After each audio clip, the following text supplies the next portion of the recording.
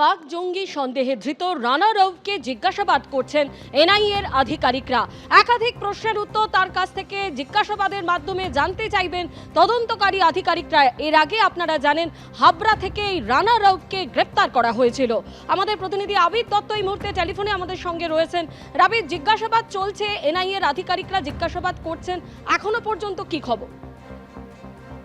দেখো একেবারেই, এবং এই যে রানা রাউফ যে পাকিস্তানের নাগরিক ফয়জলাবাদের এবং নেপাল হয়ে সে ভারতবর্ষে প্রবেশ করে, তাকে গ্রেফতার করেছে বেঙ্গল এসটিএফ।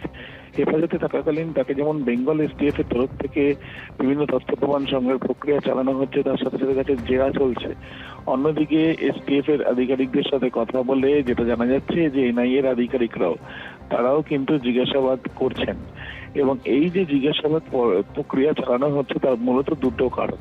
তার কারণ পাকিস্তানের এই যে নাগরিক, সে তার আধার কার্ড ভোটার কার্ডের নাম পরিবর্তন করে কলকাতা থেকে সেগুলো বানিয়ে এবং নেপাল থেকে কলকাতায় এসে সে বসবাসও করছিল, এবং তার সাথে সাথে তার বাংলাদেশে চলে যাওয়ার একটা পরিকল্পনা ছিল। বাংলাদেশ হয়ে সে কি পাকিস্তানে ব্যাক করত, এই বিষয়গুলো জানার জন্যই এনআইএর তরফ থেকে এই জিজ্ঞাসাবাদ।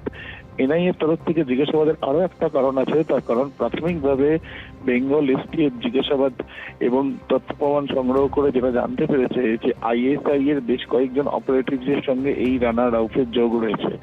আইএসআই এর এই অপারেটিভসের সঙ্গে রানা রাউফের যোগের পেছনে কারণ কি এবং কোনো অ্যাসাইনমেন্টে সে রয়েছে কিনা সেই বিষয়গুলো জানা জরুরি। তার কারণ এনআই এর কাছে যে বিভিন্ন ধরনের ইনপুটস গুলো রয়েছে সেগুলোর সঙ্গে তারা ভেরিফাই করে দেখতে চাইছেন যে পড়শি দেশ অর্থাৎ পাকিস্তানের আইএসআই এর তরফ থেকে কি ধরনের চক্রান্ত ভারতের বিরুদ্ধে করার চেষ্টা চলছে, এবং সেই জন্যই এনআই এর তরফ থেকে এই জিজ্ঞাসাবাদ করা হচ্ছে। এবং তারা এই যে জিজ্ঞাসাবাদ করার পর একটি রিপোর্ট তাদের ডিপার্টমেন্টাল হেডকোয়ার্টারে সেখানে পাঠাবেন।